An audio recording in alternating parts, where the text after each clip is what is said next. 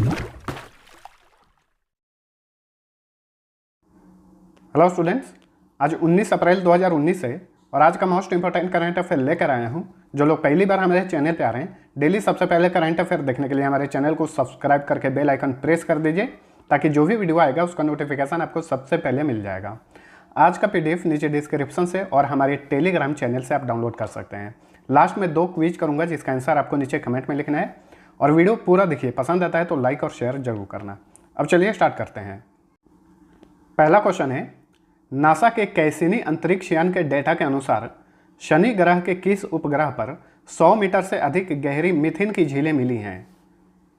Titan उपग्रह पर। इस क्वेश्चन का सही उत्तर है ऑप्शन ए। ठीक है, तो शनि ग्रह का ही उपग्रह है टाइटन। हालांकि ऑप्शन में जितने भी दिख रहे हैं ये सभी के सभी शनि ग्रह के ही उपग्रह हैं। तो भूगोल से संबंधित यहाँ से क्वेश्चन अक्सर पूछे जाते हैं, तो ध्यान में रखिएगा ये सारे उपग्रह शनि ग्रह के उपग्रह हैं। ठीक है, चलिए मीथेन की झीलें मिली हैं। मीथेन का रासायनिक फार्मूला क्या होता है? CH4 होता है। अच्छा, अब एक चीज़ बताइए, शनि ग्रह का स्थान कौन सा है सूरज से? छठा स्थान है। पहले स्थान पे बुध है, दूसरे स्थान पे है शुक्र, तीसरे स्थान पे पृथ्वी, चौथे स्थान पे मंगल, पांचवें स्थान पे बृहस्पति और छठे स्थान पे है शनि ग्रह। ठीक है, चलिए अब नासा के बारे में जान लीजिए। नासा अमेरिका की एक अंतरिक्ष एजेंसी है। फुल फॉर्म होता है national aeronautics and space administration. स्थापना 29 जुलाई 1958 को की गई थी। हेडक्वार्टर वाशिंगटन में है, वाशिंगटन DC, जो कि अमेरिका की राजधानी है। यहाँ पे ये मिस हो गया है। प्रमुख है नासा के जिम ब्रिडेनस्टाइन। अगला क्वेश्चन है, भारतीय पहलवान बजरंग पुनिया ने पुरुषों की कितने किलोग्राम फ्री स्टाइल कुश्ती में विश्व में पहला स्थान हासिल किया है? कितने किलोग्राम भार वर्ग में? 65 किलोग्राम फ्री स्टाइल कुश्ती में या फिर भार वर्ग में इन्होंने पहला स्थान प्राप्त किया है फिर से, क्योंकि 2018 में बजरंग पुनिया 65 किलोग्राम भार वर्ग में पहले स्थान पे थे और फिर से यही पहले स्थान पे हैं बजरंग पुनिया। एशियन गेम्स का आयोजन किया गया था जकार्ता में, वहाँ पर इन्होंने इतने ही भार वर्ग में यानी 65 किलोग्राम भार वर्ग में स्वर्ण पदक जीता था। साथ साथ में अप्रैल 2018 में राष्ट्रमंडल खेल का आयोजन किया गया था ऑस्ट्रेलिया के गोल्ड कोस्ट में, वहाँ पर भी इन्होंने स्वर्ण पदक जीता था। इसके अलावा 2018 में जो विश्व कुश्ती चैंपियनशिप का आयोजन किया गया था उसमें इन्होंने रजत पदक यानी सिल्वर मेडल जीता था। चलिए अगला क्वेश्चन है, टाइम पत्रिका द्वारा हाल ही में जारी की गई 100 प्रभावशाली लोगों की सूची में किस भारतीय उद्योगपति का नाम शामिल है? यानी विश्व के 100 सबसे प्रभावशाली लोगों की सूची में किन भारतीय उद्योगपति का नाम शामिल है? मुकेश अंबानी का नाम शामिल है। रिलायंस ग्रुप के चेयरमैन हैं मुकेश अंबानी। ऑप्शन सी सही उत्तर है। हाल ही में कुछ दिन पहले फोर्ब्स ने दुनिया के सबसे अमीर लोगों की सूची जारी की थी, उसमें मुकेश अंबानी का नाम 13वें स्थान पे था। ये भी एक क्वेश्चन बना था, इसे भी ध्यान में रखिएगा। पहले स्थान पे जेफ बेजोस थे, अभी भी हैं। जेफ बेजोस जो हैं अमेजन के मालिक हैं।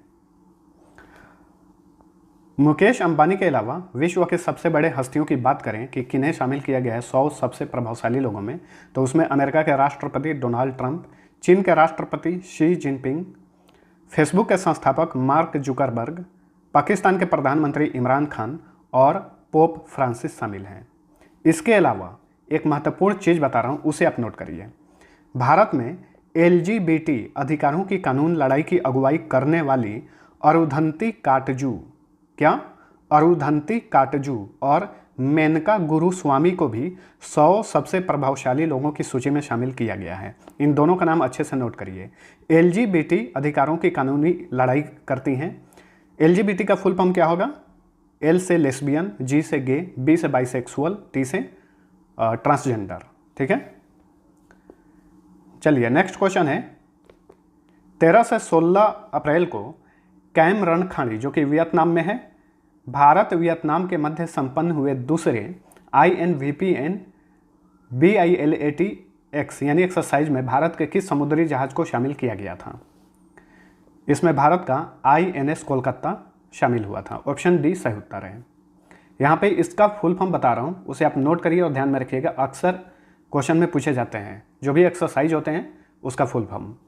इसका फुल फॉर्म होगा Indian navy Vietnam people's navy bilateral exercise. ठीक है, फिर से दोबारा रिपीट कर दे रहा हूँ, Indian navy Vietnam people's navy bilateral exercise. Vietnam के बारे में जान लीजिए। ये है वर्ल्ड का मैप और यहाँ पे है वियतनाम, लाओस के पास में ही स्थित है, लाओस और थाईलैंड के पास। तो ये रहा वियतनाम। कैपिटल है होनोई, राष्ट्रपति हैं नुगोयेन फू ट्रोंग, प्राइम मिनिस्टर हैं नुगोयेन जुआन फुक, मुद्रा का नाम है डोंग। नेक्स्ट है हाल ही में launch, where will man take us, a bold story of the man technology is creating. ये एक पुस्तक का नाम है, इसके लेखक कौन है? तो इस पुस्तक के लेखक हैं Atul Jalan, option A right answer. एक ये उद्योगपति हैं, मंथन सिस्टम के मुख्य कार्यकारी अधिकारी हैं अतुल जलान, इन्होंने ही यह पुस्तक लिखी है, ध्यान में रखिए। अगला क्वेश्चन है, फीफा ने किस देश के फुटबॉल परिषद के पूर्व अध्यक्ष जोस मारिया मरीन को लाइफ टाइम के लिए फुटबॉल से संबंधित सभी गतिविधियों से प्रतिबंधित कर दिया है? तो ये ब्राज़ील के फुटबॉल परिषद के पूर्व अध्यक्ष हैं Jose Maria Marin, option B right answer. इन्हें लाइफ टाइम के लिए फुटबॉल के सभी गतिविधियों से प्रतिबंधित कर दिया है फीफा ने। क्यों? इन पर 2014 वर्ल्ड कप के दौरान धोखाधड़ी और मनी लॉन्ड्रिंग के सभी आरोप सिद्ध होने के बाद फीफा ने यह कदम उठाया है। ठीक है, चलिए फीफा का बात चल गया है, एक चीज़ जानिए, पहली बार फीफा वर्ल्ड कप का आयोजन कब किया गया था? 1930 में किया गया था। और कहाँ पर? उरुग्वे में। चैंपियन कौन बना था? उरुग्वे ही चैंपियन बना था। फीफा विश्व कप का पहला चैंपियन बनने वाला देश उरुग्वे है। कई बार एग्जाम्स में रिपीट हुआ, इसलिए बता दिया हूँ, ध्यान में रखिए। चलिए फीफा के बारे में जान लीजिए। फीफा की स्थापना 21 मई 1904 को की गई थी। देखिए फीफा की स्थापना 1904 में की गई थी, लेकिन पहला फीफा विश्व कप 1930 में हुआ था। हेडक्वार्टर ज्यूरिख स्विट्जरलैंड में है। वर्तमान में इसके अध्यक्ष हैं जियानी इन्फेंटिनो, महासचिव हैं फातिमा समौरा। ब्राज़ील आंसर है, इसके बारे में जान लीजिए। ब्राज़ील साउथ अमेरिकन कंट्री है, तो ये रहा ब्राज़ील। इसी के पास में Bolivia, Paraguay, Uruguay, Peru, Venezuela सभी स्थित हैं। तो ये रहा ब्राज़ील। इसकी कैपिटल है ब्रासिलिया, राष्ट्रपति हैं जेयर बोल्सोनारो, मुद्रा का नाम है रियल। अगला क्वेश्चन है, हर वर्ष किस दिन विश्व धरोहर दिवस मनाया जाता है, यानी वर्ल्ड हेरिटेज डे? हर वर्ष 18 अप्रैल को मनाया जाता है विश्व धरोहर दिवस। ऑप्शन सी सही उत्तर है। इस वर्ष का क्या विषय है, यानी 2019 का थीम क्या है? रूरल लैंडस्केप्स, इसका ये थीम है इस वर्ष का, ध्यान में रखिए। और यह दिवस जो है 18 अप्रैल 1982 को international council on monuments and sites द्वारा शुरू किया गया था। यानी यह दिवस कब से शुरू हुआ था? 1982 से। अगला क्वेश्चन है, 17 अप्रैल को किस देश के गोबी रेगिस्तान में मंगल बेस 1 का अनावरण किया गया? तो गोबी रेगिस्तान जो है ये चीन में है। Option D right answer. इसी रेगिस्तान में मंगल बेस 1 चीन ने बनाया है। क्यों बनाया है? इसका उद्देश्य स्कूली छात्रों और पर्यटकों को मंगल ग्रह पर जीवन के बारे में परिचित कराना है। ठीक है, चीन में है गोबी रेगिस्तान। ये क्वेश्चन बनता है आपके लिए जीके का। चलिए अब चीन के बारे में जानिए। चीन विश्व का सबसे बड़ा आबादी वाला देश है। कैपिटल है बीजिंग, राष्ट्रपति हैं शी जिनपिंग, प्रीमियर हैं ली केकियांग। प्रीमियर को ही प्रधानमंत्री बोलते हैं दूसरे देशों में। मुद्रा का नाम है युआन रेनमिंबी। अगला क्वेश्चन है, राकेश सूर्यकांत शाह ने किस कंपनी के मुख्य वित्तीय अधिकारी पद से इस्तीफा दे दिया है? अदानी इंटरप्राइजेज के ये मुख्य वित्तीय अधिकारी थे, इन्होंने अपने पद से इस्तीफा दे दिया है। अदानी इंटरनेशनल अदानी ग्रुप का ही एक भाग है। ठीक है, अदानी ग्रुप की स्थापना 1988 में की गई थी। हेडक्वार्टर अहमदाबाद में है। संस्थापक और चेयरमैन है गौतम अदानी। अगला क्वेश्चन है, 17 अप्रैल से किस विमानन कंपनी ने आर्थिक तंगी के कारण अस्थायी रूप से परिचालन बंद कर दिया है? जेट एयरवेज का सभी राष्ट्रीय और अंतर्राष्ट्रीय परिचालन बंद हो गया है आर्थिक तंगी के कारण। Option B right answer. कई बैंकों से यह ऋण ले रहा था, लेकिन कोई भी बैंक जेट एयरवेज को ऋण नहीं दिए हैं, तो इसी वजह से ये अपना राष्ट्रीय और अंतर्राष्ट्रीय परिचालन जो है अस्थायी रूप से बंद कर दिया है। जेट एयरवेज की स्थापना 1992 में की गई थी। परिचालन शुरू हुआ था 1993 में। हेडक्वार्टर मुंबई में है। संस्थापक और पूर्व चेयरमैन नरेश गोयल हैं। कुछ महीने पहले ही नरेश गोयल ने चेयरमैन पद से इस्तीफा दिया था। वर्तमान सीईओ हैं विनय दुबे। अगला क्वेश्चन है 17 अप्रैल को नेपाल ने अपना पहला उपग्रह नेपाली सैट-1 को कहाँ से लॉन्च किया? कहाँ से लॉन्च किया है? अमेरिका के वर्जीनिया से लॉन्च किया है। Option B right answer. तो नेपाल का ये संचार उपग्रह है, ठीक है, नेपाली सैट-1, और ये नेपाल का पहला ही उपग्रह है जिसे वर्जीनिया अमेरिका से लॉन्च किया गया है।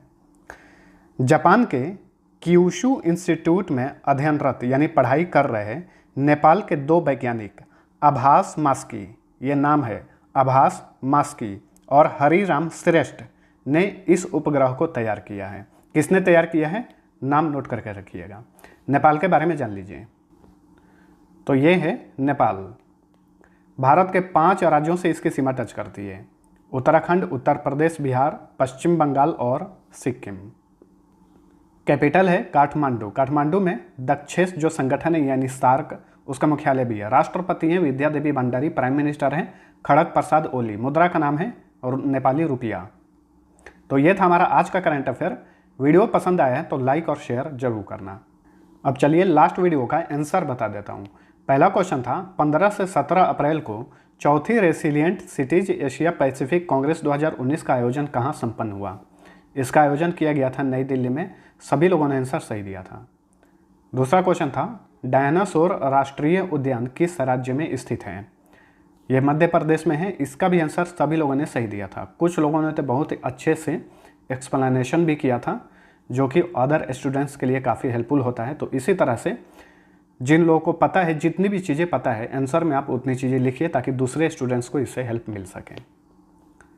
अब चलिए आज का क्विज करता हूं, जिसका आंसर आपको नीचे कमेंट में लिखना है। पहला क्वेश्चन है हाल ही में विश्व हीमोफीलिया दिवस कब मनाया गया? इसका थीम क्या था वो भी लिखना है। दूसरा क्वेश्चन है निम्न में से किस राज्य में जिलों की संख्या सबसे कम है? दोनों का आंसर नीचे कमेंट में लिख दीजिए। और फिर से बोलूँगा, जो लोग पहली बार हमारे चैनल पे आए हैं, डेली सबसे पहले करंट अफेयर देखने के लिए चैनल को सब्सक्राइब करके बेल आइकन प्रेस कर दीजिएगा, ताकि जो भी वीडियो आएगा उसका नोटिफिकेशन आपको सबसे पहले मिल जाएगा।